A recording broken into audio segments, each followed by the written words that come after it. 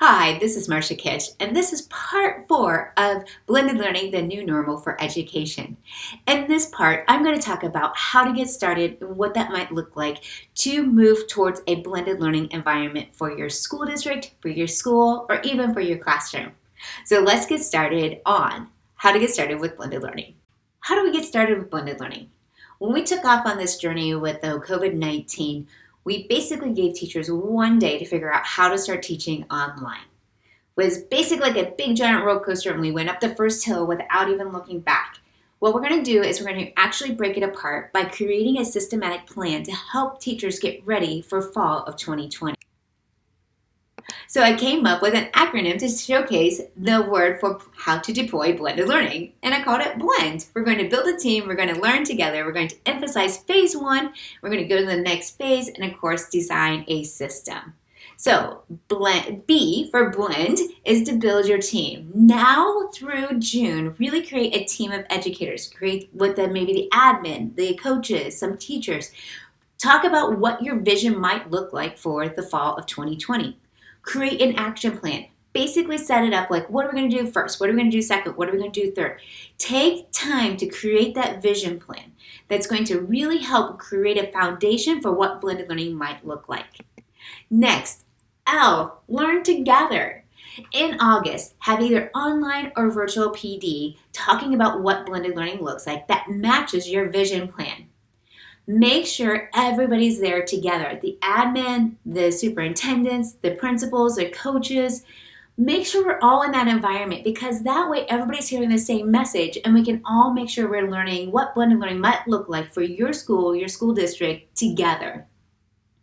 Provide that action plan that you created in June and July and give it to the teachers to say, this is where we're going. This is where we think our little roadmap is going to take us. That way we're not leaving anybody in the dark and we can all go grow together. Emphasize phase 1. In September, really take time to go through what phase 1 looks like. Phase 1 is where we're using it as our training wheels. The students are going to learn how to post online. They're going to learn new technology. They're going to learn how to learn on their own while the teacher's teaching in a mini lesson.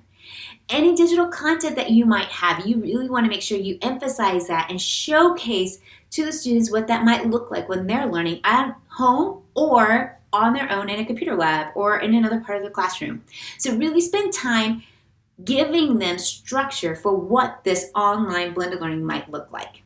And don't forget your new schedules. There's going to be a new way of having the kids come to school. Maybe they might have flex spaces they have to go to while you're in a classroom. So share out those new schedules with the students. In October, go to the next phase. Phase 2 is where we give a checklist for multiple days where the students are going to be able to work at their own pace, place, and path.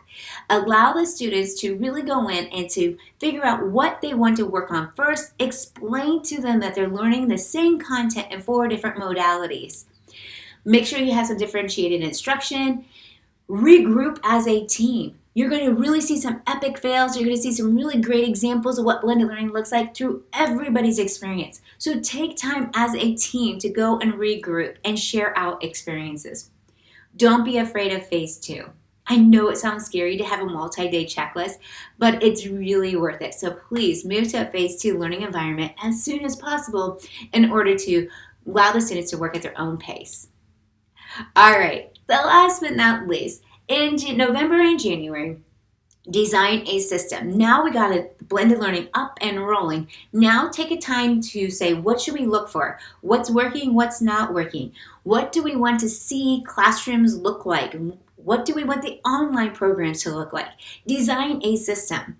What we do when we're deploying blended learning, we actually came up with a coaching system, and this coaching rubric allows us teachers, coaches, and administrators to look for the same 10 things when they go in the classroom. Are they using technology? Are the students engaged? Are they allowing students to work at their own path or place? And they're going to be able to not judge or give them points, but give level up strategies of where they want to go. So design a system that's going to help everybody. All right, there it is. There's my deployment plan. Blend, build, learn, emphasize, next, and design. This is going to give you a guideline to get started with deploying blended learning for the fall of 2020.